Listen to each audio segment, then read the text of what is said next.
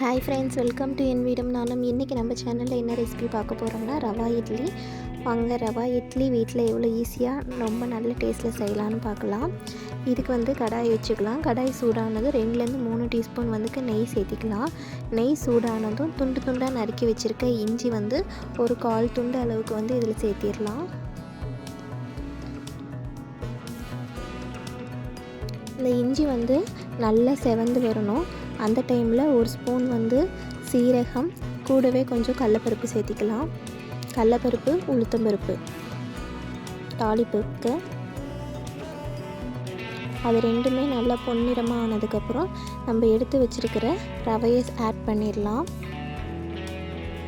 ரவையை எப்பயுமே எந்த அளவுக்கு எடுக்கிறோமோ அந்த அளவுக்கு தான் நம்ம தயிர் ஆட் பண்ண போகிறோம். அதனால் நீங்கள் எடுக்கிற கப்போட அளவு ஞாபகம் வச்சுக்கோங்க. இப்போ கூடவே 1 ஸ்பூன் மஞ்சள்தூள் சேர்த்திக்கலாம். மஞ்சள்தூள் ஆப்ஷனல் தான். உங்களுக்கு தேவைப்பட்டால் கலர் தேவை அப்படின்னா மஞ்சள்தூள் சேர்த்திக்கோங்க. இப்போ இதில் ஃபுல் கப் நான் ரவை எடுத்து ஆட் பண்ணியிருந்தேன். இப்போ பாருங்கள், இதுக்கு எவ்வளோ தூரம் நம்ம தயிர் ஊற்றலான்னா 1க்கு 3/4 கப்பு தயிர் ஊற்றினா நல்லாயிருக்கும். உங்கள் வீட்டில் எவ்வளோ தூரம் தயிர் இருக்கோ அந்த அளவுக்கு நீங்கள் சேர்த்திக்கோங்க. 1க்கு 3/4 கப் சேர்த்துலாம், இல்லை 1க்கு 1/2 கப் சேர்த்துலாம், இல்லை 1க்கு 1 கூட சேர்த்துலாம். அது எவ்வளோ தூரம் சேர்த்துறோமோ அவ்வளோ தூரம் நமக்கு கொஞ்சம் புளிப்பு ஆட் ஆகி இட்லியோட டேஸ்ட் நமக்கு டிஃப்ரெண்ட் ஆகும். இப்போ கூடவே கருவேப்பிலை, கொத்தமல்லியை கட் பண்ணி இதோடு சேர்த்திக்கலாம். ரவையை நல்லா பொன்னிறமாக வறுத்து எடுத்துக்கணும். எவ்வளோ தூரம் வறுக்கிறோமோ அவ்வளோ தூரம் நமக்கு இட்லி ஒன்றோடு ஒன்று ஒட்டாமல் நல்லா ஸ்பாஞ்சியாக வரும். இப்போ பாருங்கள், நல்லா வறுத்து எடுத்தாச்சு. இப்போ இதுக்கு தேவையான அளவுக்கு உப்பு சேர்த்திக்கலாம். கூடவே நம்ம எடுத்து வச்சுருக்கிற தயிரையும் சேர்த்திடலாம். ரவையை நல்லா ஆற வச்சுட்டு அதுக்கப்புறமா தயிர் சேர்த்துங்க. இப்போ நல்லா தயிர் சேர்த்தி இதை நல்லா கிளறி ஊற வைக்க போகிறோம். ஒரு 20லேருந்து 3/4 மணி நேரம் வரைக்கும் நம்ம ஊற வைக்கலாம்.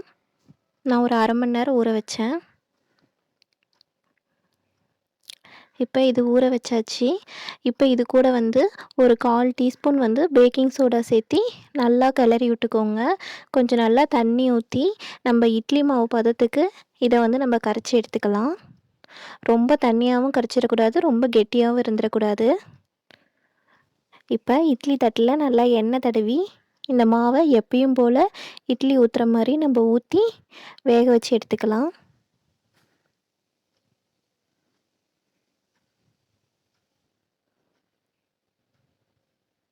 பாருங்கள், இந்த அளவுக்கு நம்ம தண்ணியாக கரைச்சா போதும்.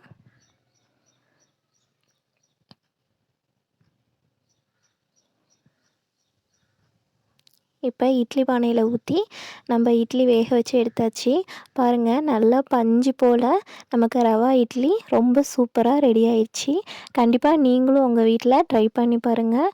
இதோட டேஸ்ட் ரொம்பவே நல்லாயிருக்கும். வீக்லி ஒன்ஸ் நீங்களும் உங்கள் வீட்டில் டிஃப்ரெண்ட்டாக இது மாதிரி ட்ரை பண்ணி பாருங்கள்.